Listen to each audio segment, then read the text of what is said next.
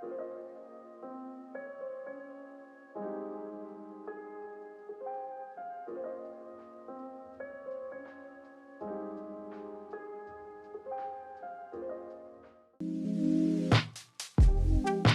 friend, welcome back to my channel. My name is Renee. If you're new here, wow, I actually can't believe that 2021 is right around the corner and that we're almost through 2020. I think we're all on the same page when I say I want 2021 to be more peaceful, more calm, just less of what we've experienced in 2020 so far. And that's exactly why I felt that it would be helpful to share 10 habits to start today to simplify your life before 2021. So if you struggle with feeling overwhelmed, stressed, discontented daily, then I think you're gonna find this video very powerful. Whew. And the thing with these habits is that they actually helped me combat a lot of the unnecessary worry and burden that I was feeling on an everyday basis. And I really hope that you guys find one of these 10 habits valuable for you and actually help you as well if you're struggling with a lot of stress and feeling just overwhelmed on a daily basis. Feel welcome to subscribe down below if you enjoy videos around minimalism and holistic self-improvement, and give the video a like if you enjoy it. I really appreciate that. Now let's get into the 10 habits to start today to simplify your life before 2021. Starting with practicing building a genuine connection with yourself often. So many of us struggle with feeling stressed out and pressured to prioritize our to-do lists and our work tasks so we can appease our supervisors, our bosses, our colleagues. But when we do this, we tend to push aside our self-care and prioritizing getting to know ourselves and understanding what we actually need and want and what our desires are and what our goals are. And I know this is especially prevalent in America because we're taught that we need to be living to work instead of working to live. And because of what the media portrays as successful, we are taught that if we're not rising and grinding every single day, that we're gonna live in regret and we're never gonna reach our dreams or that level of success that we should be wanting. And this is how I felt for the longest time, that I feel like you probably have felt the same way too at some point. When you don't take the time to tap into what your desires are, what your needs are, and being able to listen to your body and build that genuine connection with yourself, then you might lose track of where you are with your battery percentage. You might even forget where the charger is or what the charger is for you. And then when you run out of juice, you can't show up the way that you want to every single day. You're sitting there struggling, trying to just combat the feeling of being tired, of exhaustion, of stress and pressure, when in reality, you really do need to prioritize getting to know who you are, what your signals are for burnout, and basically everything that's important to function properly, to show up as the person that you want to be every single day. And these practices can be so easy to implement. It can be as simple as carving out 5 minutes every single day to sit with yourself, not do anything, just sit in silence, tap into what you're feeling in that moment. What you doing? You okay? I'm good. Hi. Or this can look like journal prompts, self-discovery journal prompts. My favorite one especially is to revisit what success looks like for me when we get rid of all the noise and we don't listen to the advertisers or what we should be seeing success as, and we really tap into what success is for us. Is it having a happy life? Is it living financially free? Is it spending more time with your family? Is it traveling the world? When you're more in tune with your values, who you are, where you want to be, what your goals are, life just becomes a little bit more clear. It becomes a little bit more simple because you know the direction you're going, you know what's important to you, and it's easier to say no to the things that don't fulfill the purpose that you feel when you're on this earth.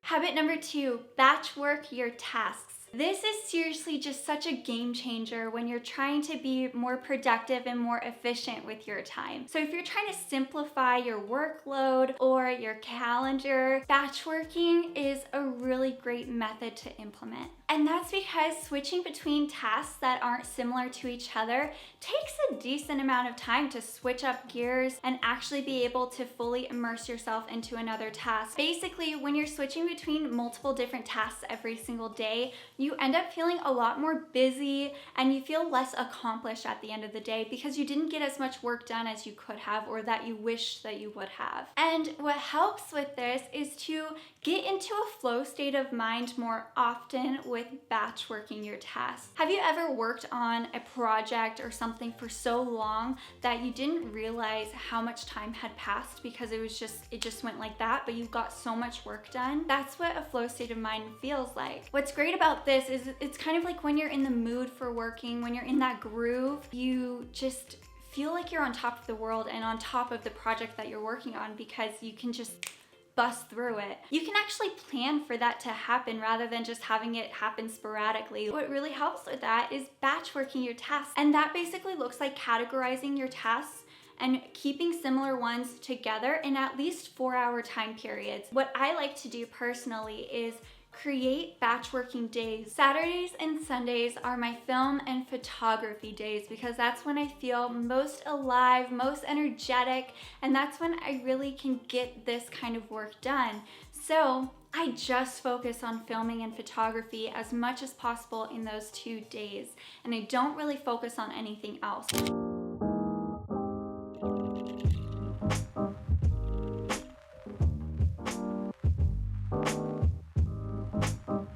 Number 3, declutter your physical environment and evaluate your digital consumption patterns often. I feel like this is a 2-in-1, but I feel like they just go so well together that I wanted to combine the two. So let's start with decluttering your physical environment. I absolutely love decluttering and evaluating what items I own and whether they add value to my life or not. I just feel like this is such an empowering thing to do when you feel more in control of your items in your space rather than letting the opposite happen where your items kind of control you and your feelings and your emotions. And decluttering basically allows you to step out of your past self and really step into the person that you want to be, that you desire to be. I would get extremely flustered and overwhelmed by having a messy and cluttered environment before I started my minimalist journey and decluttering journey. I would get into these wild cleaning and organizing sessions right before bed because I was so overwhelmed and I needed to do something about it. But this was basically really negative to my mental health. It wasn't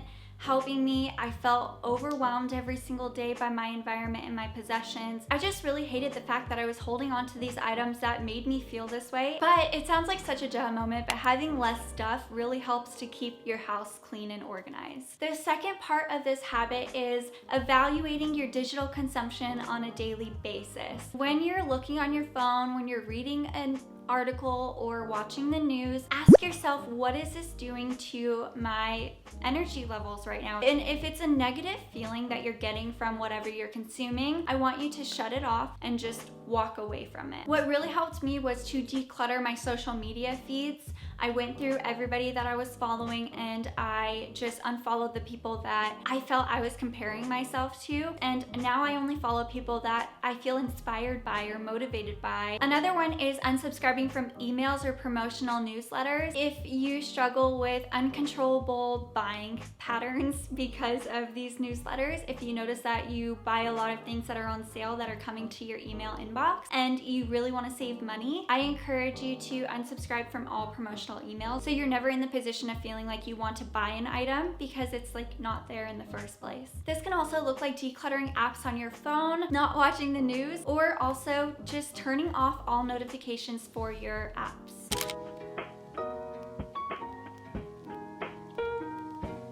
Number 4, be intentional about what you purchase and allow into your life. This one goes really well with the decluttering because if you declutter and you're constantly purchasing new stuff to fill up that void that you were feeling, then you're just going to be constantly decluttering your items. What really helps is to be more intentional about your shopping habits. And I'm not saying that you can never spend your money ever again if you want to simplify your life. What I'm saying is that just taking a few of these steps that I'm gonna share with you to really evaluate what you're bringing into your life and what you're allowing to manipulate your energy. I have 3 questions that I ask myself before I purchase an item. And that is, where exactly is this item gonna be placed in my home? Where is it going to live? Number 2, what's the function and purpose of this item? Number 3, do I actually need this item in my life right now? And if I say yes to that and it can wait, I wait 24 hours before I actually purchase that item and bring it home. Because if I still need it, then I'm gonna get it like the following week, or I'm gonna get it in 24 hours. But you'll actually be really surprised about the amount of items that you don't end up purchasing, and you start thanking yourself.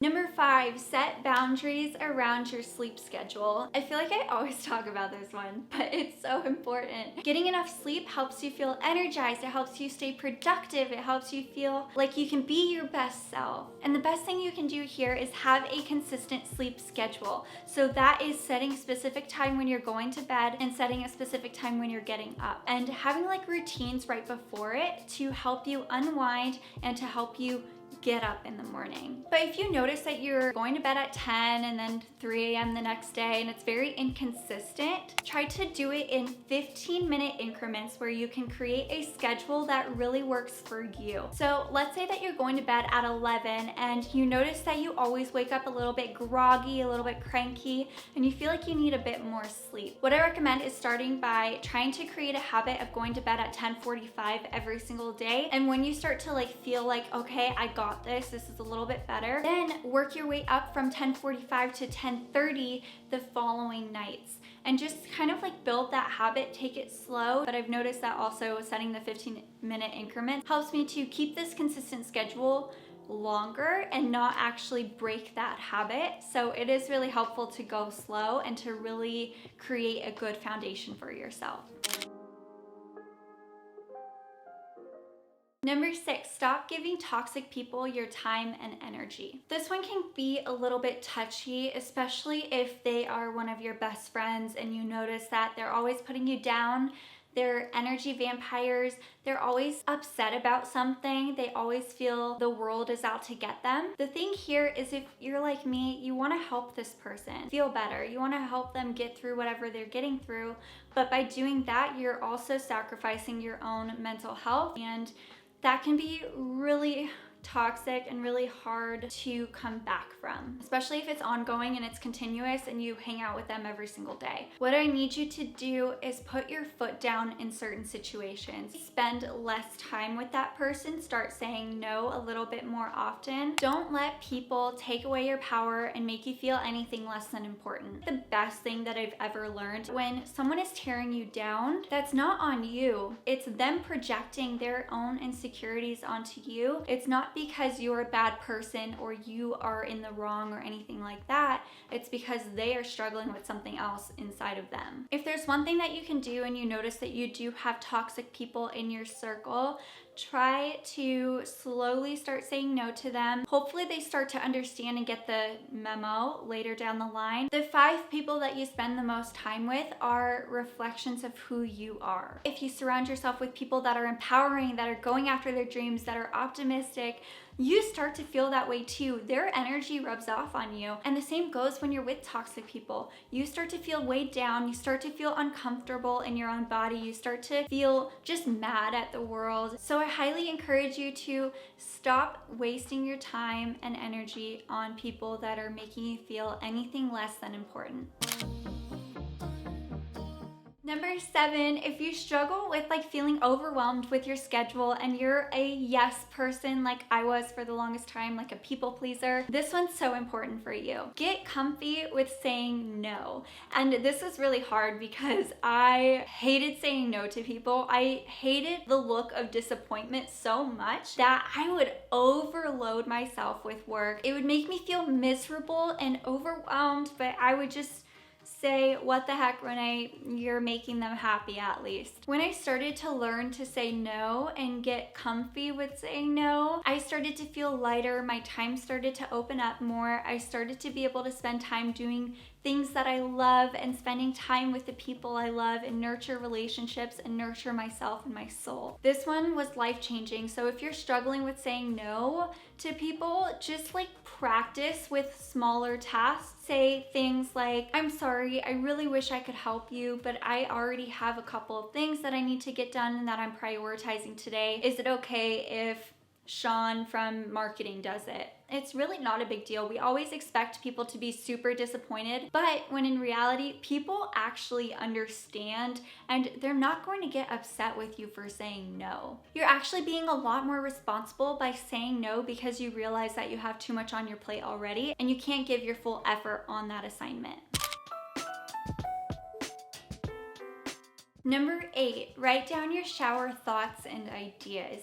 You know how people have dream journals? Well, I have a notes section in my phone that's dedicated to all of the creative ideas and thoughts that I have when I'm showering. This has been the best thing for boosting inspiration when I need it most, because a lot of my great ideas that I come up with happen when I'm in the shower, when I'm playing like lo-fi music or 432 hertz music, and I'm just in a good mood. I feel like this happens to everybody that I've talked to, so hopefully most of you feel the same way about this and you can get on the same level and understand where I'm coming from. It can be really hard to feel inspired every single day and creative every single day. So having like this just list of all of my ideas out on paper, well, on my phone, gives me the opportunity to look back at them when I need them the most. If you struggle with coming up with ideas or feeling inspired when you need to most, having this notes app or this journal can really help to get some self-made inspiration and motivation to keep going.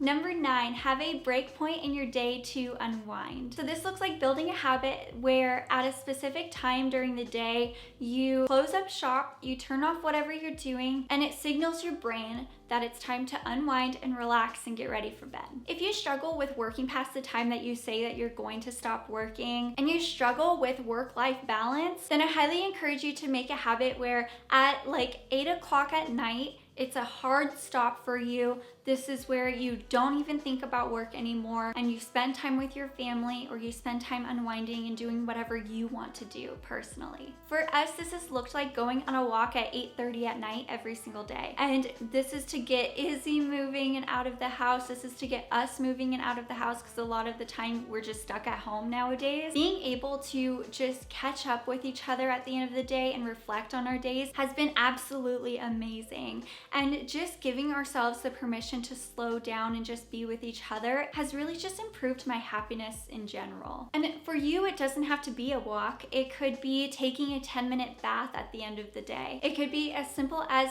physically closing your laptop at the end of the day. It could look like reading right before bed, meditating, journaling, and reflecting on your day. As long as it's something that feels right to you and allows you to break away from your work life, then you are going to benefit from feeling less stressed at the end of the day. I encourage you to just give this a shot for a while, find out what works for you, explore different options. It could be different every single day, but keep the time consistent throughout the week.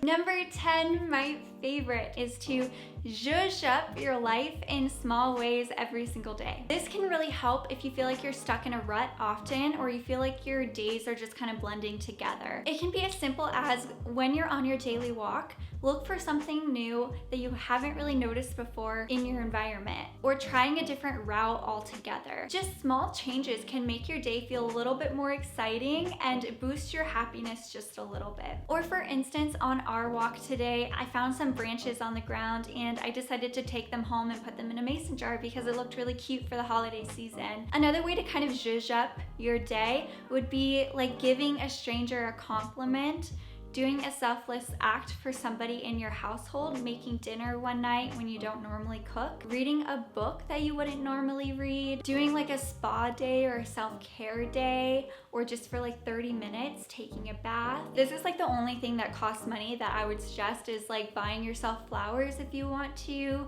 Just any small ways that you can change up your daily routine to spice things up, add a little bit of flavor, to make things a little bit more exciting at the end of the day, make you feel a little bit more happy.